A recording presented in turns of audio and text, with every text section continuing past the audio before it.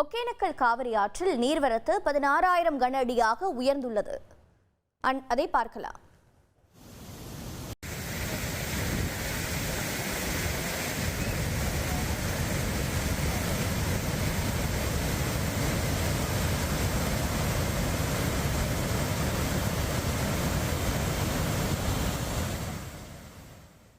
நீர்வீழ்ச்சிகள் மற்றும் காவிரி கரையோரங்களில் குளிக்க தடை விதிக்கப்பட்டுள்ள நிலையில் கூடுதல் விவரங்களை செய்தியாளர் நரசிம்மன் வழங்கிட கேட்கலாம். நரசிம்மன், வணக்கம். பொதுவாக நீர்வரத்து எவ்வளவாக இருக்கும், தற்போது எவ்வளவு உயர்ந்திருக்கிறது, மக்களுக்கான அறிவுறுத்தல்கள் என்னென்ன? வணக்கம். கர்நாடக காவிரி நீர்பிடிப்பு பகுதிகளில் சமீபத்தில் கனமழை பெய்து வருகிறது. இதனைத் தொடர்ந்து கர்நாடக அணைகளான கபினி மற்றும் கிருஷ்ணராஜசாகர் அணைகளுக்கு நீர்வரத்து அதிகரித்துள்ளது.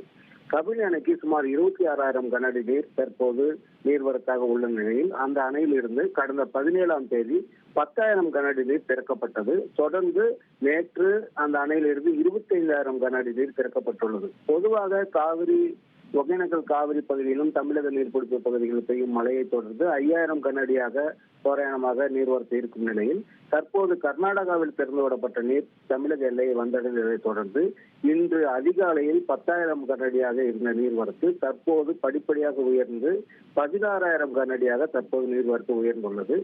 15,000 கன அடி நீரை தாண்டும் பட்சத்தில் நீர்வீழ்ச்சிகள் மற்றும் காவிரி கரையோரங்களில் குளிக்க மாவட்ட நிர்வாகம் தடை விதிக்கப்படுவது வழக்கம்.